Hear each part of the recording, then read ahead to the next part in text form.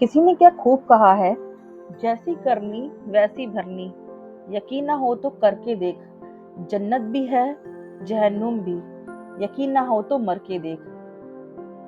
दोस्तों, welcome to my blog. आज की कहानी जैसी करनी वैसी भरनी पे है। अगर आप अच्छा करोगे तो आप अच्छा ही आपको मिलेगा, और आप अगर बुरा करोगे तो आपको बुरा ही मिलेगा। तो चलिए कहानी शुरू करते हैं। एक औरत अपने परिवार के सदस्यों के लिए रोजाना भोजन पकाती थी, और एक रोटी वह वहां से गुजरने वाले किसी भी भूखे के लिए पकाती थी। वह उस रोटी को रोज खिड़की के सहारे रख दिया करती थी, जिसे कोई भी ले जा सकता था।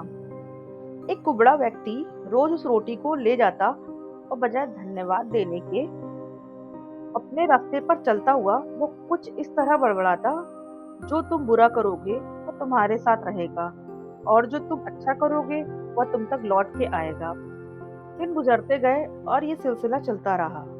वो कुबड़ा रोज रोटी लेके जाता रहा और इन्हीं शब्दों को बड़बड़ाता हुआ चला जाता था। जो तुम बुरा करोगे वह तुम्हारे साथ रहेगा, और जो तुम अच्छा करोगे वह तुम तक लौट के आएगा। वो औरत इसकी इस हरकत से तंग आ गई और मन ही मन खुद से कहने लगी कि कितना अजीब व्यक्ति है।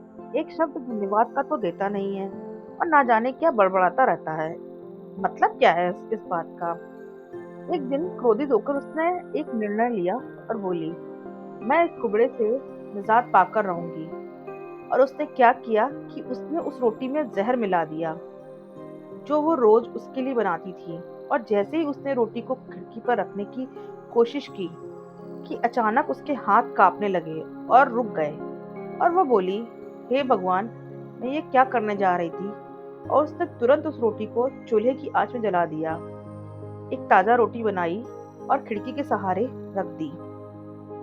हर रोज की तरह वह कुबड़ा आया और रोटी लेके, जो तुम बुरा करोगे वह तुम्हारे साथ रहेगा, और जो तुम अच्छा करोगे वह तुम तक लौट के आएगा, बड़बड़ाता हुआ चला गया।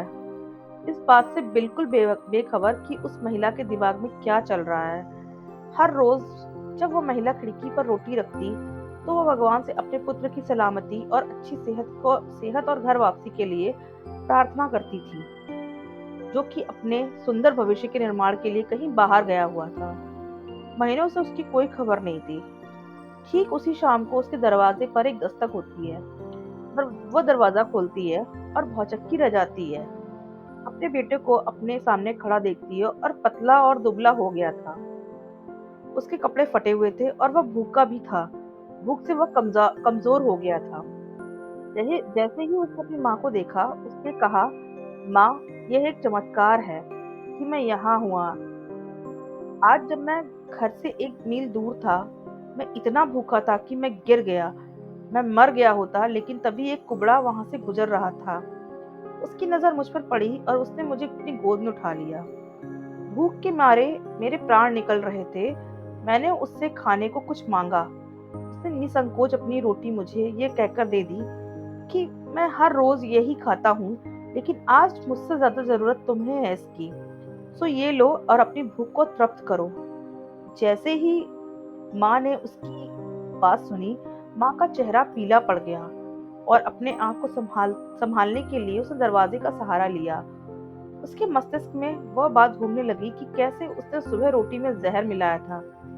अगर वो अगर उसने वह रोटी आग में जला के नष्ट नहीं की होती, तो उसका बेटा उस रोटी को खा लेता, और अंजाम होता उसकी मौत। और इसके बाद उसे उन शब्दों का मतलब बिल्कुल स्पष्ट हो चुका था, जो तुम बुरा करोगे वह तुम्हारे साथ रहेगा, और जो तुम अच्छा करोगे वह तुम तक लौट के आएगा।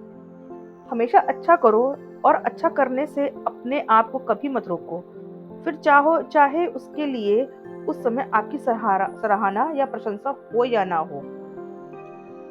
तो दोस्तों, ये थी आज की कहानी। अगर तो कहानी पसंद आई हो, अगर आपको कहानी अच्छी लगी हो, तो मेरे चैनल को सब्सक्राइब करें, लाइक करें, और ऐसे ही कहानी सुनते रहें। धन्यवाद कहानी सुनने के लिए।